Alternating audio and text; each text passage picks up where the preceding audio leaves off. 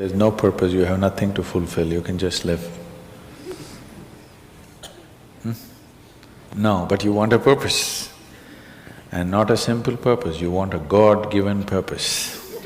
It's very dangerous. People who think they have a God-given purpose are doing the cruelest things on the planet.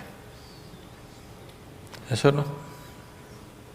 They are doing the most horrible things and they've always been doing the most horrible things. Because when you have a God-given purpose, life here becomes less important than your purpose. No, life is important.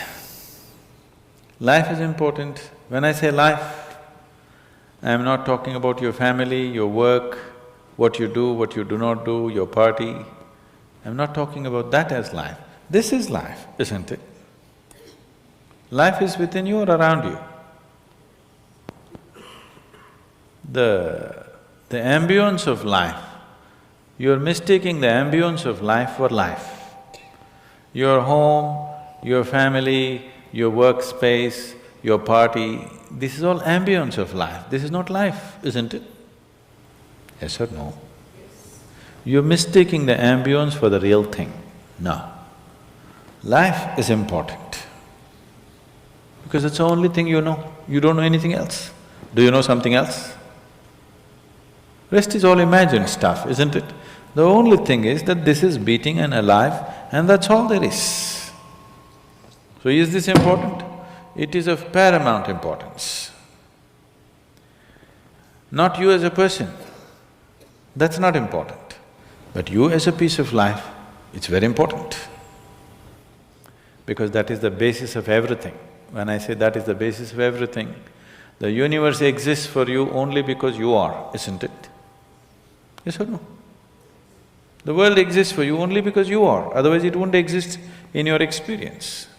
So, in every way, this is important. So what is the purpose for this?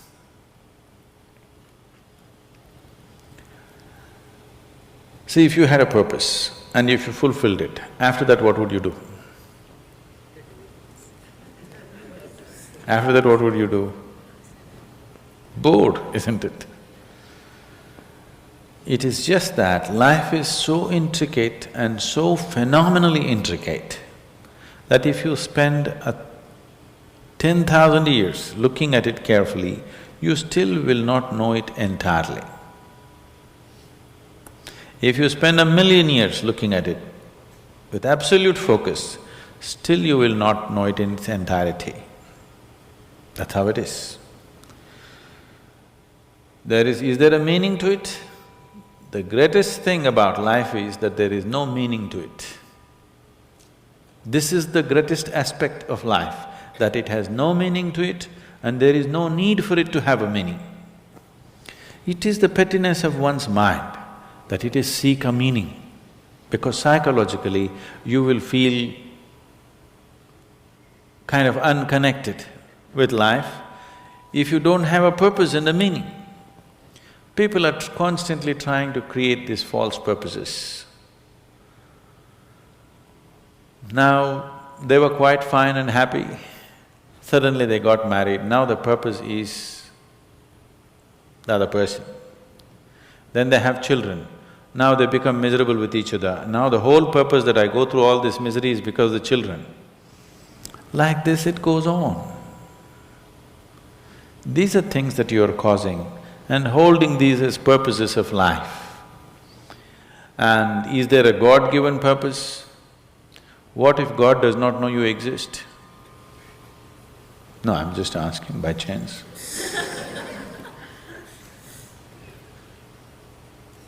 I'm saying in this huge cosmos for which God is supposed to be the creator and the manager of this 100 billion galaxies, in that this tiny little planet and you, suppose he doesn't know that you exist, what to do? Possible or no? I'm sorry, I'm saying such sacrilegious things, but is it possible or no? What if he doesn't know that you exist? What if he doesn't have a plan for you? Suppose he doesn't have a plan for you, an individual plan for you. Don't look for such things. The thing is, the creation is made in such a way that creation and creator cannot be separated. Here you are a piece of creation, at the same time the source of creation is throbbing within you. If you pay little attention to this process of life, you would not need any purpose, it'll keep you engaged for 1,000,000 years if you want. There is so much happening. So much means so much unbelievable things are happening right here. If you pay enough attention, 1,000,000 years of existence, it'll keep you busy or more. Right now, the need for purpose has come because you're trapped in your psychological structure, not in your life process. Psychologically, your psychological structure functions from the limited data that it has gathered. Within that, it rolls. And right now, your thought and emotion has become far more important than your life, isn't it so? Isn't it so? So because of this, you're seeking a purpose as an escape from the trap that you have set for yourself. It is a trap set by you. You can easily come out of it. If the trap was set for you by somebody else, difficult to come out because they'll set the trap in such a way that you cannot come out, isn't it? I'm talking about life, not marriage, that's what I'm…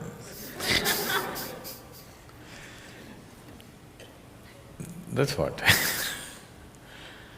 So this is a trap set by you. This is easy to come out, but that is the whole thing. Why it is so difficult is, now you're identified with the trap, you like it. You like it because it gives you a certain sense of safety and security and protection and individual identity. If you build a cocoon around yourself, it gives you safety, but it also imprisons you. Walls of self-preservation are also walls of self-imprisonment. When it protects you, you like it. When it restricts you, you do not like it. That is why we have doors. We like the walls, because it's protecting us.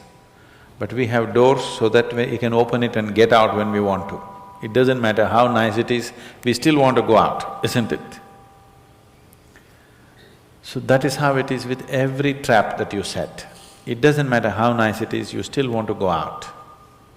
So the psychological wall that you have built, which gives you some sense of identity, which gives you some sense of being a person, an individual person, and which gives you security, beginning to experience it like a trap, somewhere you want to break it.